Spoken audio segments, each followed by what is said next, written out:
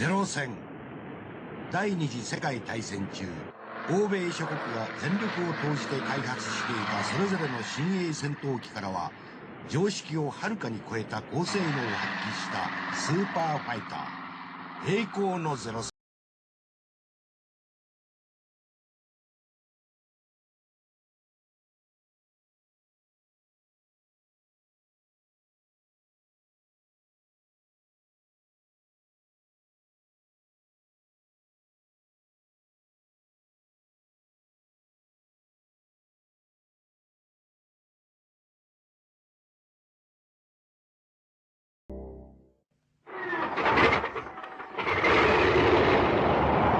昭和10年、日本は独自の設計で三菱96式艦上戦闘機を完成した。それまでは欧米諸国のエンジンを改良し全金属で製造していた飛行機であったが、96式は国産エンジンを開発し軽金属構造で設計した高性能戦闘機である。これ以来、日本の航空工業は世界の水準に達した。昭和12年8月、中国戦線に配備された96式艦船は高速力と高運動性をフルに発揮して蒋介石空軍を圧倒した。だがこの戦闘機は航続力が不足していたので、中国奥地に出撃した陸行の護衛が十分に発揮できず、爆撃機の損害が増大していた。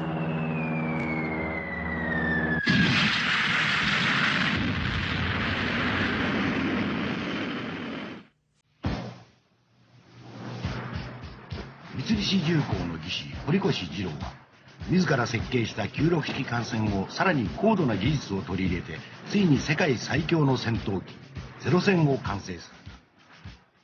る。昭和15年、紀元2600年に海軍が主力戦闘機として正式に採用し、年号末尾のゼロを取ってゼロ戦と命名された。時速500キロ、20ミリ機銃2丁、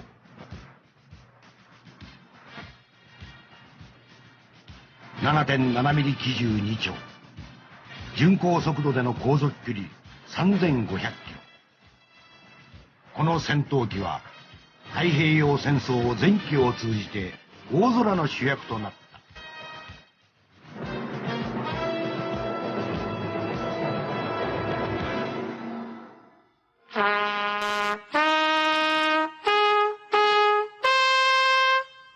日本海軍は大正5年4月1日に海軍航空隊令を施行。横須賀海軍航空隊が神奈川県小っ浜に発足した。この部隊の中には後の特攻隊の生みの親、大西滝次郎中将の若き日の姿もあった。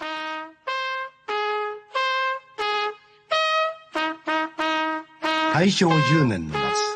霞ヶ浦にイギリス空軍の第一人者センピル大佐を司令長とする第一線飛行教官30人を招き、照準爆撃、空中戦技、急降下標的攻撃などの高等飛行技術を日本海軍兵士たちにスパルタ式教育で鍛え上げた。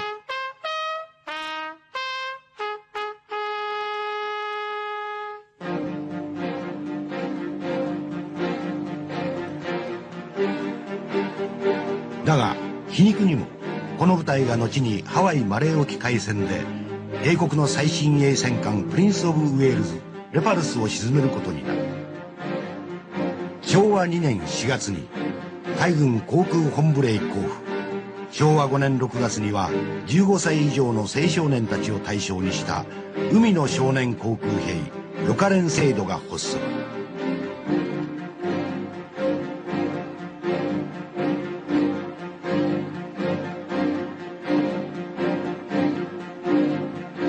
昭和13年12月9日、2個体以上の航空隊で編成する連合航空隊が正式に制定された。猛訓練に明け暮れる若き兵士たち、世界最強のゼロ戦部隊のお膳立ては出来上がる。日本海軍はハワイマレー沖海戦によって交戦国の航空兵力の差が以後の戦争によってどれだけ決定的であるかをまざまざと実証してみせた。だがそれが同時に航空機生産力の差につながることになる。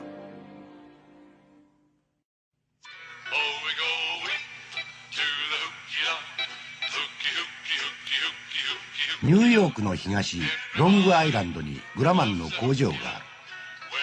この日はグラマンの第2工場が完成し、この祝賀会に全従業員と関係者たちが参加した。日曜日の昼時であった。宴会に先立って副社長のジェイク・スワーブルが祝辞を述べた。ロイ・グラマンが会社設立してから10年経った1940年にグラマン社は軍需工場の指定を受け、世界に大きく飛躍しようとしていた。米政府からワイルドキャット F4F の大量発注を受け、第2工場のパーティーは7000人の従業員たちが新型機 TBF アベンジャーの試作機を取り囲んで祝杯を挙げていた。この時、役員室の電話がけたたましく鳴り響き、パールハーバーが日本軍に攻撃されていることを知らされる。だが、戦争の実感はまだなかった。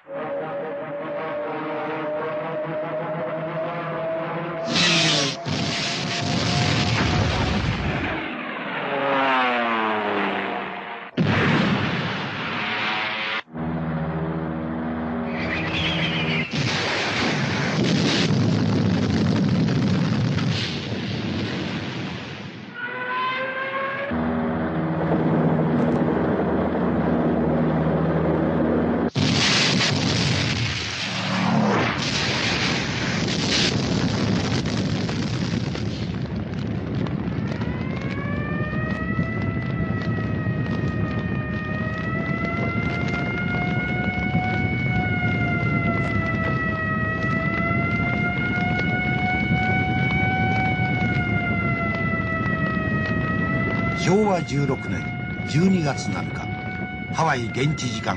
午前7時55分のことであっ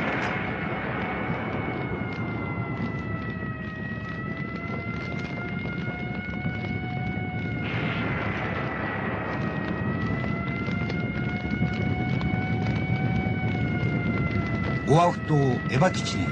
11機のワイルドキャットが配備されていたが、日本軍の奇襲により1機も飛び立つことができず、9機が破壊された。ワイルドキャットがゼロ戦と初めて戦うことになるのは2週間後のウェイキ島においてだった。この時から世界最強のゼロ戦とアメリカが誇る最新戦闘機グラマンとの長い戦いが続けられる。パールハーバーはまさしくこの両機のデビュー戦でもあった。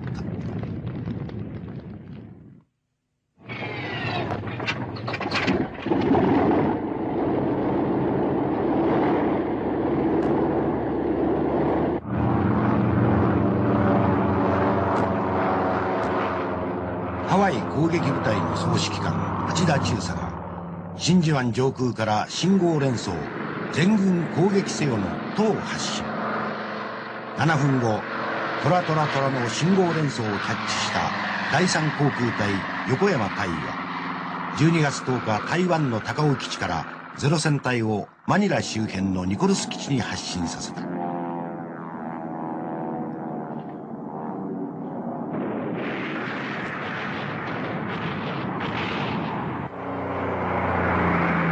ここでの空の戦いは米英オーストラリアの様々な機種が入り乱れた。ワイルドキャッ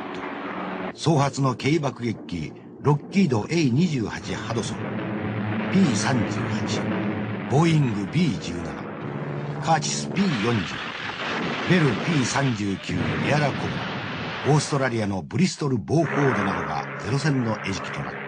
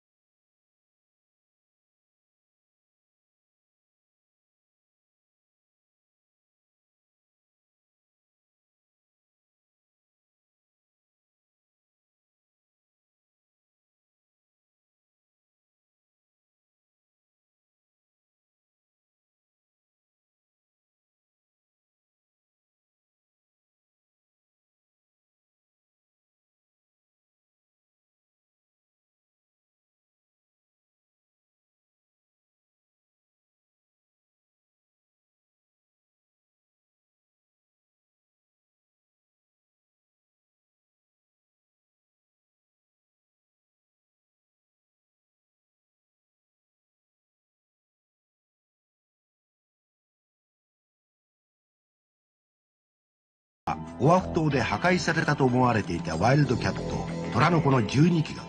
ポール・ A ・プットナム少佐の指揮で配備されていた。だがここでも破損した2機を残してゼロ戦に撃ち落とされた。恐るべき高性能を発揮したゼロ戦に恐怖を抱いた米パイロットたちはこれをゼロファイターと呼んでいた。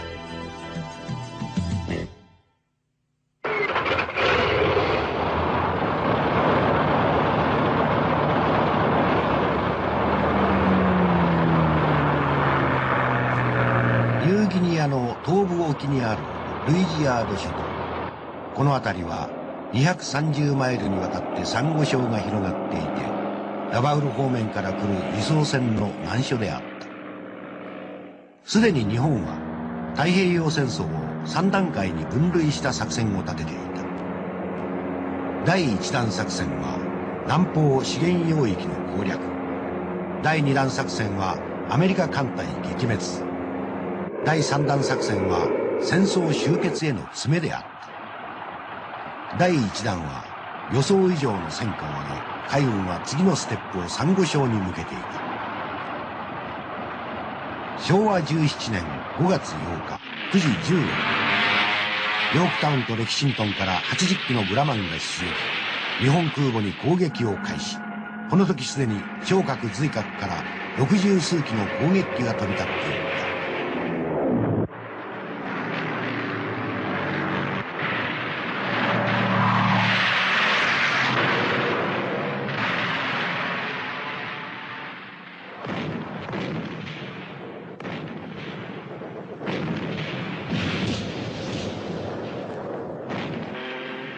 激しい空中戦の末、ほとんどのワイルドキャットがゼロ戦に撃ち落とされた。ゼロ戦は速力、上昇力、旋回性能の全てにおいてワイルドキャットより大幅に優れていた。ワイルドキャットの長所はパイロットの防備と燃料タンクの防弾装置だけであった。米国海軍省航空局はグラマン社に対し3つの命令を出した。1、次期主力艦船のために開発中の XF6F を F6F とし速やかに量産化すること。2、F6F の実戦投入までの期間、ワイルドキャットの性能向上と増産を図ること。3、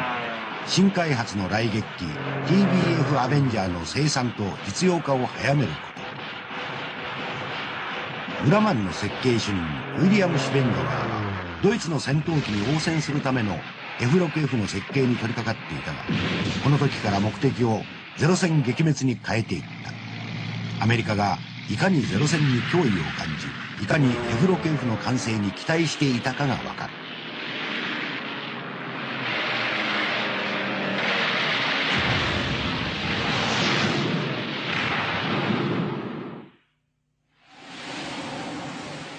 昭和17年6月、日本軍はアリューシャン列島を攻略した。アメリカは日本本土空襲に備えて新型爆撃機 B29 を開発中。この情報をキャッチした日本は本土への最短距離にある米軍の北方基地を手に入れておかねばならない。まずは列島西部のアッツとキスカの2島を攻略した。上陸に先駆けて北方主力第2機動部隊は東部アリューシャンのウナラスカ島東岸にある米軍港ダッチハーバーを攻撃した。この時 P40 戦闘機隊と10機のゼロ戦隊での空中戦となり、十数機の米軍機はあっという間に撃墜されていった。アリューシャン作戦に参加したゼロ戦隊の中でただ1機だけ未帰還となった子が一匹そう。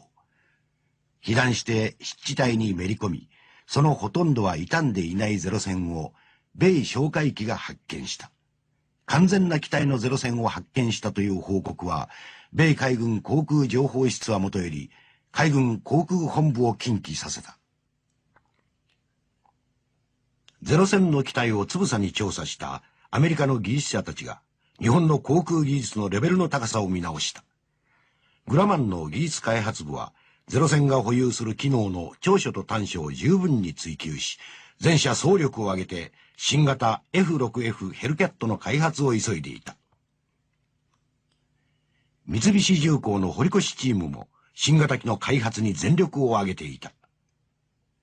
中国戦線で登場したゼロ戦11型から21型、エンジンを1130馬力に上げた32型、水平速度を向上し、運動性と降下精度を改善した52型鋼、さらに、防弾の強固なヘルキャットに対し、7.7 ミリ機銃を13ミリ換装、30キロの特殊小型爆弾を搭載、防弾タンク、防弾ガラス、防弾鋼板を新設した最後のゼロ戦52型兵、日米双方で戦闘機の大量生産を開始した。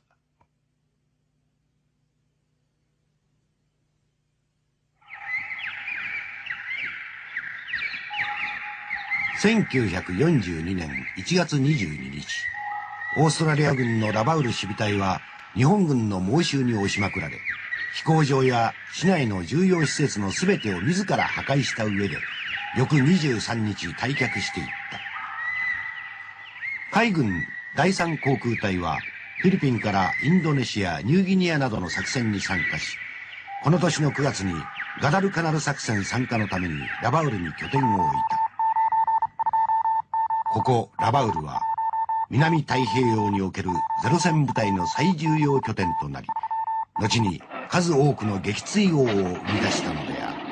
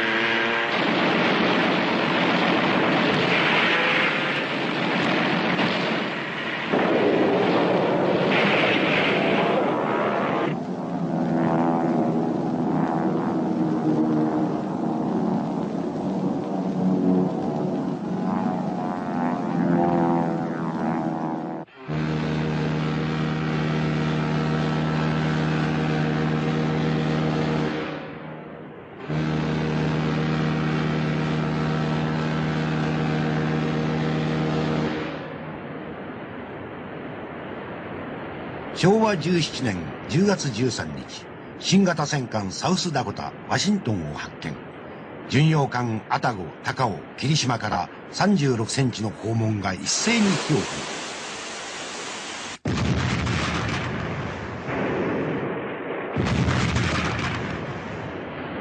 た。両軍近距離での艦砲戦であった。旗艦サンフランシスコ炎上大破、従順ポートランド大破、軽巡アトランタジュノー沈没、駆逐艦4隻沈没。13隻の米艦隊は駆逐艦を残し完敗した。日本は比叡のほか駆逐艦夕立、暁を失い、イカズチ、天津風が中破。第3次ソロモン海戦であった。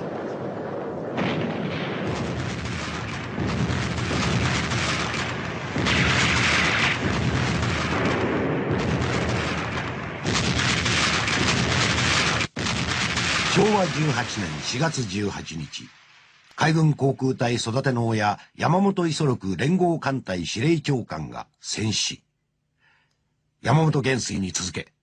全国の学生1万5千人がいざ決戦に備えて海軍航空隊の門をくぐり、七つボタンは志願少年たちの血を沸かせる。昭和19年6月19日、サイパン島南西マリアナ沖で日米両国の本格的機動部隊が激突した。米軍はミッチャー中将が率いる高速空母第58機動部隊、15隻の空母戦艦7、巡洋艦21と891の攻撃機で編成。第一次に50機、続いて40機の攻撃機が出撃。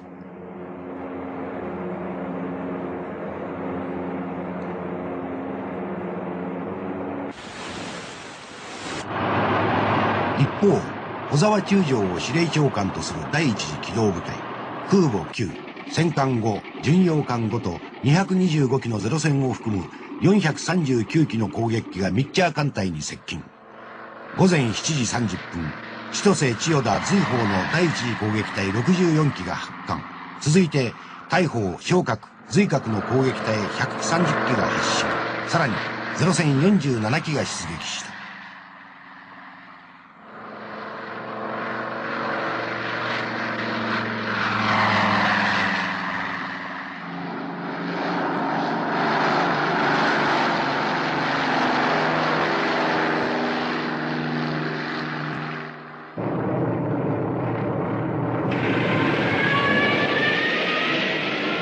この戦いにアメリカ海軍が総力を挙げて開発した F6F の最新型ヘルキャットが登場。日本海軍にその性能を知らしめた。今までにはグラマン十数機の追撃を振り切って遁走し、高速力をフルに発揮して大空を暴れまくっていたゼロ戦もこの新鋭機に一目置いた。だが6機のヘルキャットを含む20機が燃料をほぼ満タンにしたまま撃ち落とされた。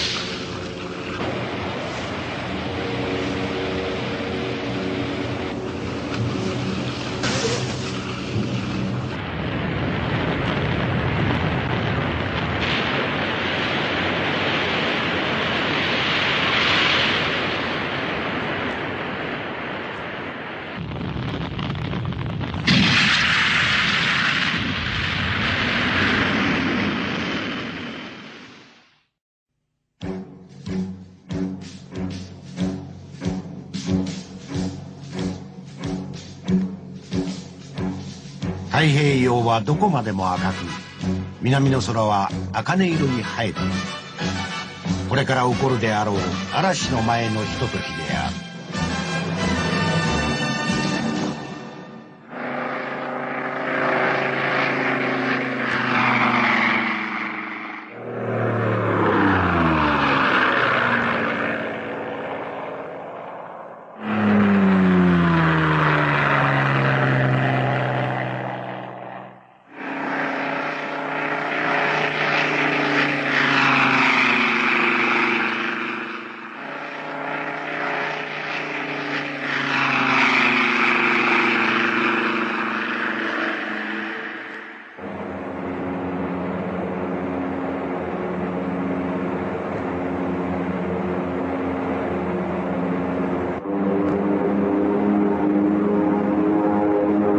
海軍に少年航空兵の道が開かれて14年が過ぎていた。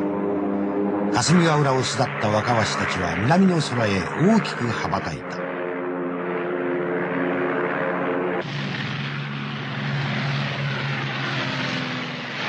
七つボタンの桜が花開く。花は大きく開き満ち満ちていく。太平洋の大空は花吹雪でかすみ、花びらは大きく舞う。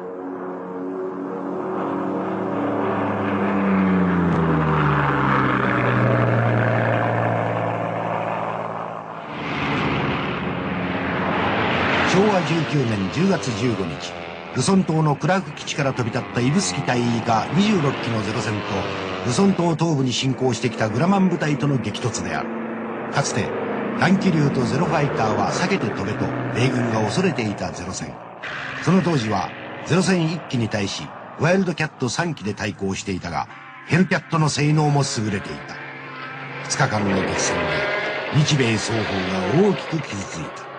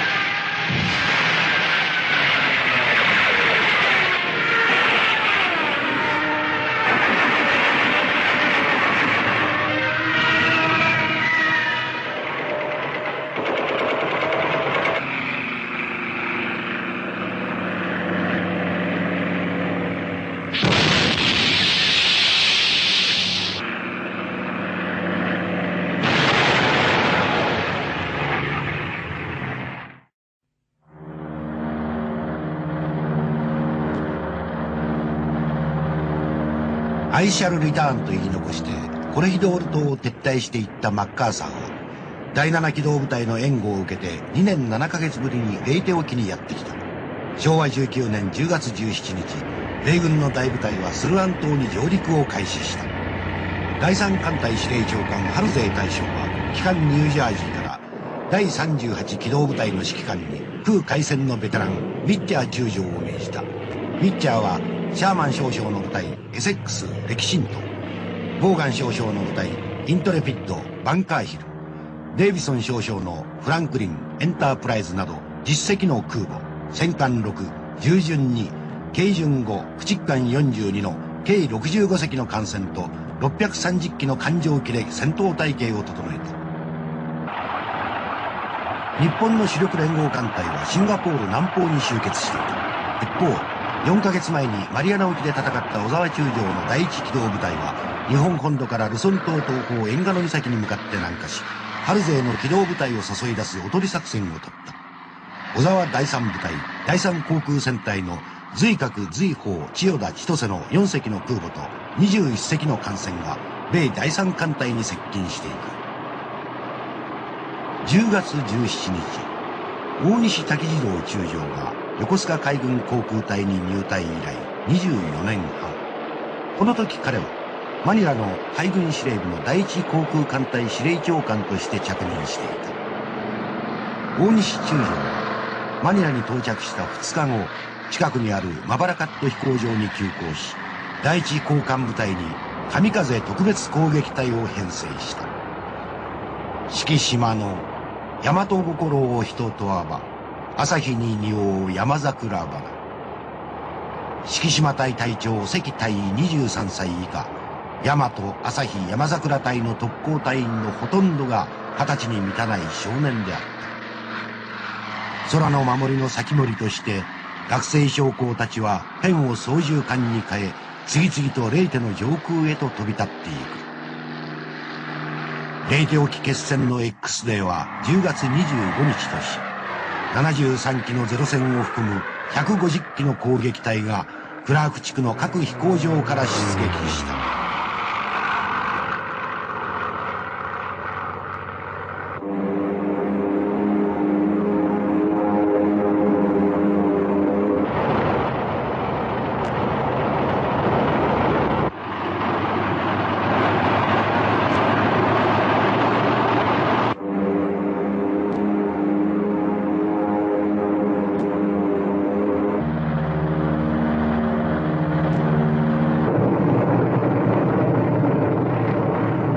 10月25日未明、10隻の空母からヘルキャット、アベンジャーなど180機が出撃した。フィリピン沖は北のエンガノ岬から南のレイテ岬まで大小7000以上の群島からなる広大な海上で日米最強の機動部隊が激突した。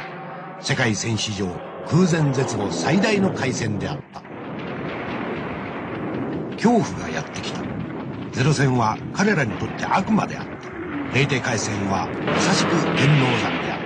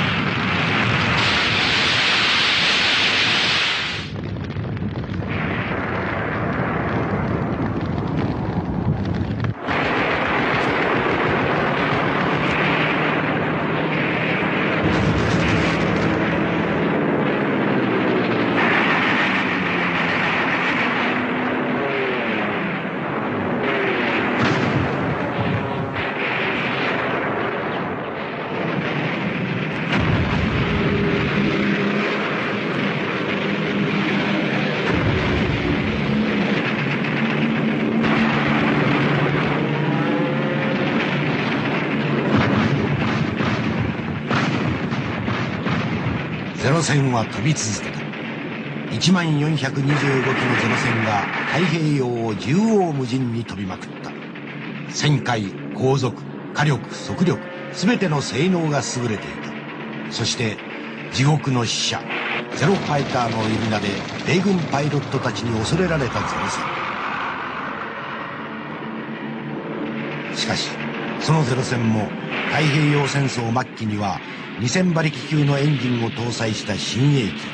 機 F6F ヘルキャットや F4U コルセアの前に無残に屍を晒すことになる。